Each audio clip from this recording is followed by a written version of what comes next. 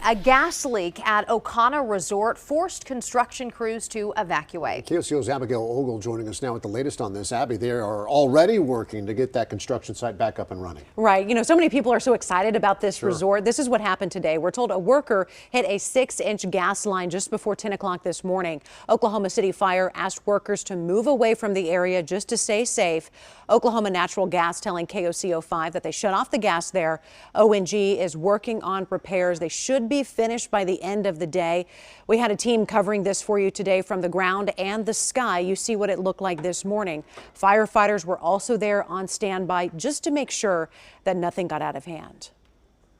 We're monitoring, make sure no flames break out, and if do, we have some hand lines in place to quickly extinguish the flames in case that happens.